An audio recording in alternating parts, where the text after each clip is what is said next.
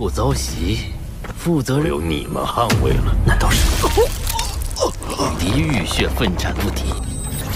可惜我本想安安静静与你心事听，任何妄图愚蠢的人做出日月神针的事的，都逃不过。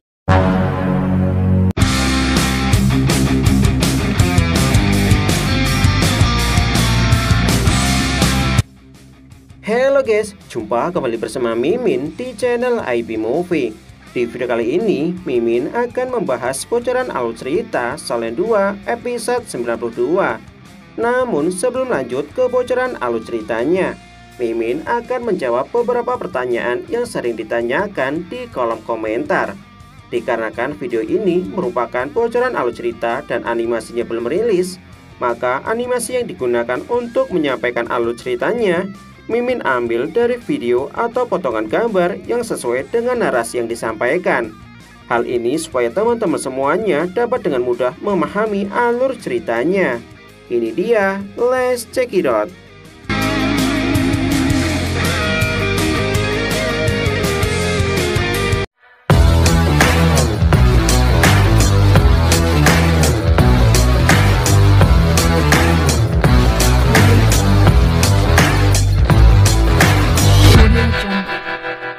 Nangguan mengatakan jika dirinya akan mempercayakan kehormatan aliansi Shisui kepada Tang Xi, Tang Wu, dan Huang Zhen.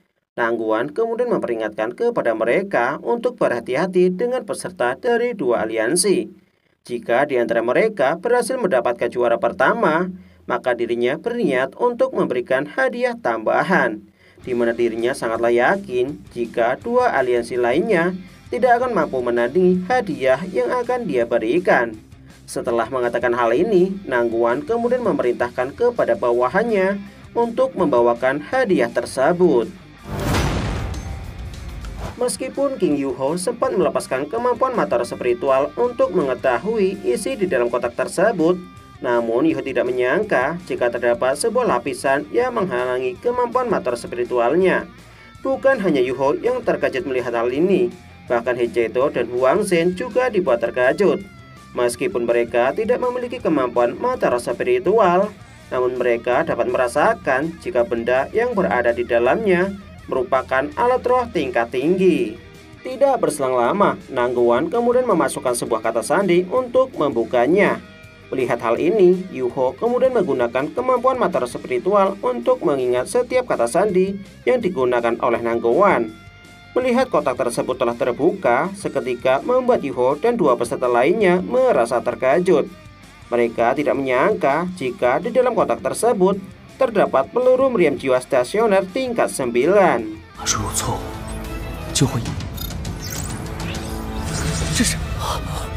Yuho menyadari jika amunisi meriam jiwa tingkat 9 dapat mengancam keselamatan seorang master jiwa limit dahulu. Sementara master jiwa biasa akan menghadapi kematian jika memaksakan diri untuk menghadapinya. Menyadari hal ini, Yuho kembali teringat jika Kerajaan Matahari Bulan merupakan satu-satunya yang mampu membuat peluru jiwa stasioner tingkat 9. Meski hanya para petinggi Kerajaan Matahari Bulan yang mengetahui jumlah yang mereka miliki, namun Yuho beranggapan jika jumlahnya pasti sangatlah terbatas. Akademi Strike bersama anggota sekte tubuh saat ini telah menyusun sebuah rencana untuk menghancurkan Kerajaan Matahari Bulan. Namun jika rencana mereka gagal, mereka memutuskan untuk melarikan diri melalui jalur wilayah bagian barat. Pasalnya selain wilayah bagian barat, terdapat setidaknya 5 amunisi meriam jiwa stasioner tingkat 9. Yuho mengetahui jika amunisi jiwa tersebut dapat menghancurkan seluruh benua. Bahkan jika Alderswan mampu bertahan menghadapi 5 amunisi jiwa yang dilepaskan secara bersamaan, namun Alderswan tidak akan mampu melindungi orang-orang yang berada di sekitarnya. Menyadari hal ini, Yuho tidak menyangka jika aliansi bersedia untuk memberikan hadiah yang tak ternilai harganya untuk memenangkan kompetisi. Nangguan mengatakan jika alat jiwa ini disebut sebagai amunisi meriam jiwa stasioner tingkat 9. Namun dirinya hanya akan menjelaskan alat jiwa tersebut serta bagaimana cara menggunakannya setelah salah satu di antara mereka berhasil mendapatkan juara pertama. Nangguan dapat memastikan jika dirinya benar-benar akan memberikannya, sehingga Nangguan menyarankan kepada mereka untuk berusaha dengan sebaik mungkin. Setelah mengatakan hal ini, Nangguan kemudian mengajak mereka untuk segera pergi menuju kompetisi. Mendengar hal ini, Yuho bersama dua peserta lainnya kemudian berjalan mengikuti Nangguan.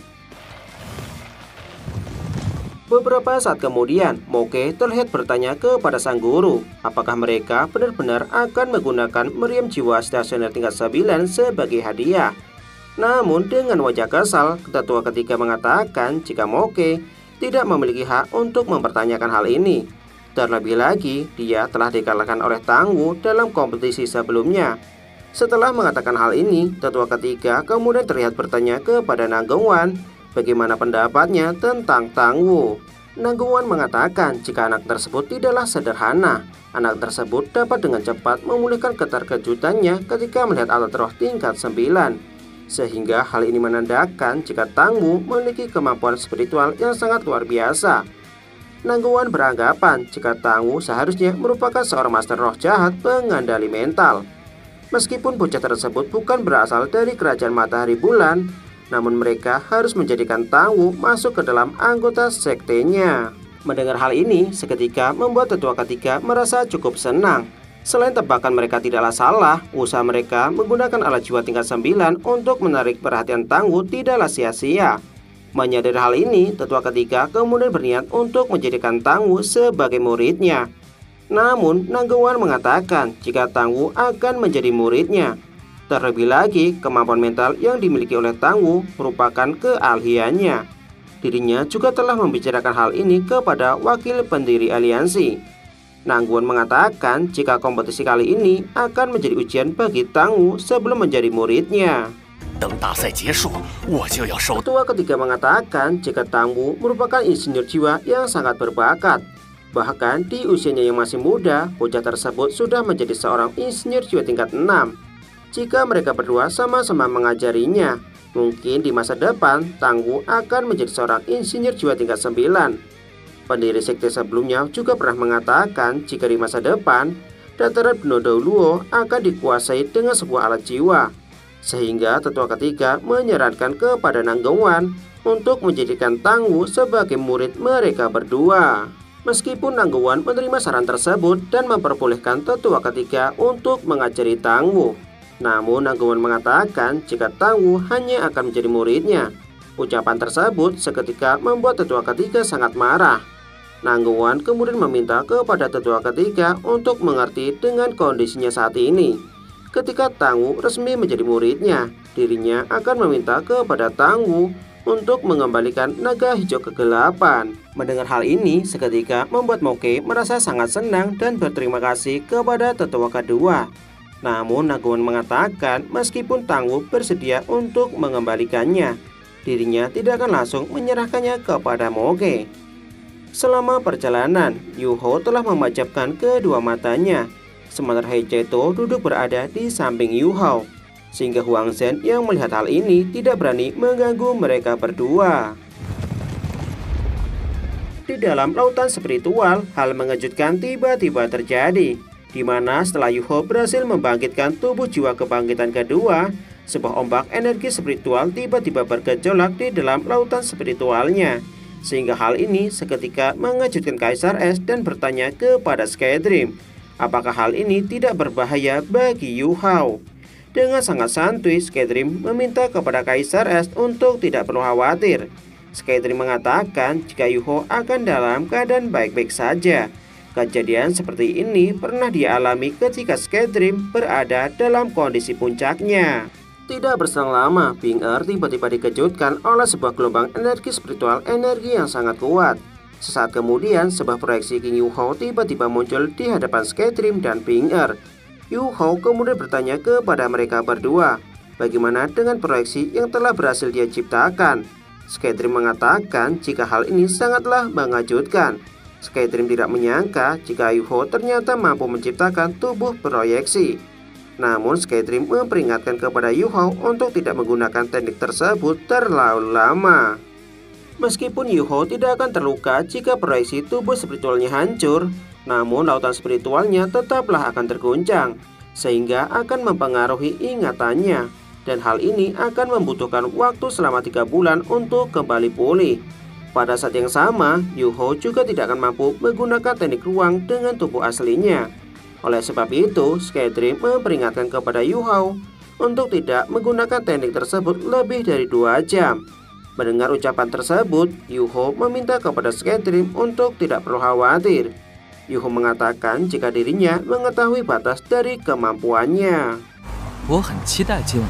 Beberapa saat kemudian, kereta aliansi siswi akhirnya telah sampai di tempat tujuan, sehingga Yuho mulai membuka kedua matanya. Chenan menjelaskan jika malam ini para petinggi dari 3 aliansi juga datang ke tempat ini. Dikarenakan kompetisi kali ini sangatlah penting, maka ketiga aliansi juga telah mengirimkan peserta terbaik mereka.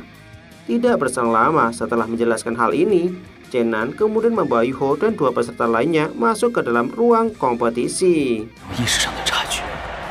Menyadari jika ketiga aliansi telah berada di ruang tunggu mereka masing-masing, seorang pembawa acara bernama Lucky terlihat memasuki arena. Lucky mengatakan jika hari ini merupakan kompetisi alat jiwa Kota Radian yang diselenggarakan oleh 3 aliansi. Mereka merupakan aliansi umum yang diketuai oleh Sangguan Wir, aliansi perdagangan diketuai oleh An Litong, dan aliansi siswi diketuai oleh Nang Gongwan. An Litong. Melihat 3 tetua tersebut, Yuho menyadari jika An Litong merupakan seorang master jiwa 8 cincin roh. Meski An Litong sengaja menekan kultivasinya, namun orang tersebut masih jauh dari seorang master jiwa titel dahulu. Sementara itu, meski wakil ketua dari aliansi umum merupakan seorang wanita yang sangat cantik dan menarik perhatian seluruh penonton, namun menurut ucapan Chenan sebelumnya, jika wanita tersebut sangatlah kuat, bahkan kultivasinya telah berada di atas An Litong. Singkat cerita, sebelum kompetisi alat jiwa dimulai, Nang Gongwan terlihat menghampiri Tang Xi dan Tang Wu, di mana Nang Gongwan meminta kepada mereka berdua untuk melakukan yang terbaik. Meski harus membunuh peserta dari 2 aliansi, aliansi siswi akan bertanggung jawab atas segala sesuatu yang tidak diinginkan. Mendengar hal ini, Yuho tidak menyangka jika Nang Gongwan benar-benar akan menaruh harapannya kepada mereka. Yuho beranggapan jika hal ini mungkin dikarenakan kemampuannya yang dia tunjukkan sebelumnya. 9台魂导器制作台，决赛的设备不同以往。好的，装置比我们在明德堂